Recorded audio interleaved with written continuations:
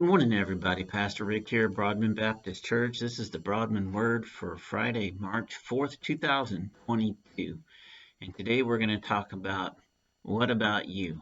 And we're going to reference Mark chapter 6, verses 1 through 5. So let's go ahead and read that, and we'll get our study today started. It says, Jesus left there and went to his hometown, accompanied by his disciples. When the Sabbath came, he began to teach in the synagogue. Many who heard him were amazed. "Where did this man get these things?" they asked.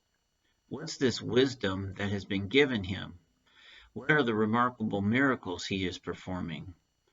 Isn't this the carpenter? Isn't this Mary's son and the brother of James, Joseph, Judas, and Simon? Aren't his sisters here with us?" And they took offense at him. Jesus said to them, "A prophet is not without honor except in his own town, among his relatives, and in his own home."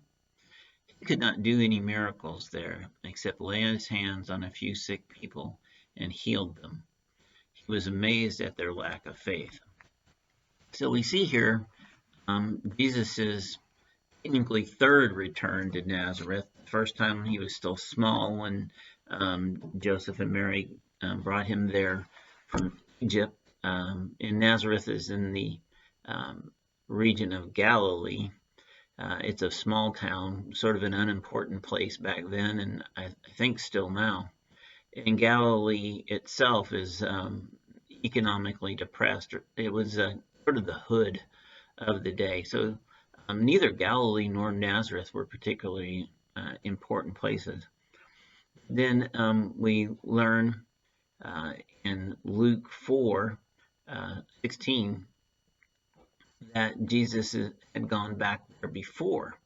When he went there, he did some teaching in the synagogue, and he quoted Isaiah 61:1 and 2, read it from a scroll, and then proclaimed himself to be the Messiah. And immediately, people were aghast. They turned on him. They drove him out of town. They actually tried to take him out to a place to throw him off of a hill to kill him. But he walked right through the crowd and was unharmed. So this is actually his third attempt at going back to Nazareth. And he didn't need to go there. Neither Nazareth or Galilee were terribly important in terms of population or his ministry. In fact, in John 1:46, we get the question from Nathanael, "Can anything good come from Nazareth?" So that's the kind of place it was. So why is Jesus going back a third time? It's because of who he was, and it's because of what needed to be done. Not because it was the biggest stage, not because there was any powerful people there to sway. It's because it needed to be evangelized. It needed him. They needed to know who he was. And take a look at what the people did. They immediately, upon hearing about him and what he has done and seeing what he was doing, start questioning, "Isn't this the carpenter? Isn't this Joseph and Mary's son? Isn't his sisters still here with us?" Because Jesus had been gone for a while. He moved to Capernaum. We don't know exactly when, but we assume after Joseph died. But his sisters remained in Nazareth, perhaps because they were already married. We also don't know that. But so the people are refusing to believe that Jesus is anything except a carpenter whose sisters still live there in Nazareth. And so making application, what we're going through today, or what situations, and particularly my question to you today, what about you, is this. You identify as a Christian, or at least I hope you do, and you identify as a part of Broadman Baptist Church and the larger Association of Baptists in Ohio, and hopefully also as the national recognition of the Southern Baptist Convention. But in any rate, you should at least identify as a follower of Christ. And so immediately people are going to start thinking things. They're going to make assumptions, some good, some bad. They're going to start trying to categorize what you say, particularly if they don't want to hear it in a certain way because of the associations you have. And so it is important then for us to answer this question, what about you? Because it would be easy to not make a big deal about going to church or where you go to church, or it would be easy to be amongst the people and just sort of go about your business and not really be a professed believer in word and deed. These things would be easy. We could get along quite well, and you could still go to church and nobody would know or care. And what did Jesus do? Because that's our prime example. Jesus still went to Nazareth, and even when questioned and rejected, he still fulfilled his mission and his function. He let them know who he was. He did heal some sick people, and he did leave them with the knowledge of the love of Jesus Christ, who he was. And so for us today then, and Jesus did all this despite the questioning. He actually made a statement, but kind of a question at the same time. A prophet has no honor, even in his hometown. So that was kind of shocking. I'm sure it was hurtful to him.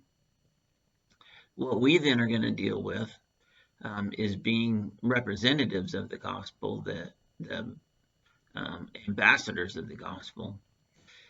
We're going to be questioned, and people are going to draw inferences, and they're going to try to put you in a box or categorize you or color what you say because of what they know of your belief system. And it's all because they don't know the truth. And the Gospels tell us that they must hear it. Well, how are they going to hear it? Well, you. And so there's the question, what about you? Jesus, despite being questioned, and his disciples with him, did what they were supposed to do. They did what they went to do in Nazareth. I'm sure they wished it could have been a grander welcome and a more celebratory situation, but it wasn't. And we're not going to find grand welcomes or celebrations for us simply because we live out and speak out the truth that we know of the gospel of Jesus Christ. And so then what are we going to do? The question is, what about you? When you're questioned, categorized, maybe even rejected because of your association, because of who you are and what you believe, are you going to still do what you're supposed to do? Are you going to be like Jesus, a prophet without honor even in his own town amongst his own relatives, but understanding what needs to be done and doing it anyway? That's the big question. So today, I want you to understand our situation here isn't much different than Jesus returning to Nazareth and the people who questioned and even rejected him. At least they didn't try to kill him this time. The second time he went back, they tried to kill him. I don't think that's going to happen to any of us. But the overall point is, what are you going to do? What about you? What difference are you going to make, even if it seems unimportant? We all have Nazareths. It's your work, your school, your social organizations, your friends and family. These are not huge crowds or great cathedrals or super important people in society. They're just the folks that we know. They're your Nazareth. And the question you have to answer is, what are you going to do about it? Listen, I love you.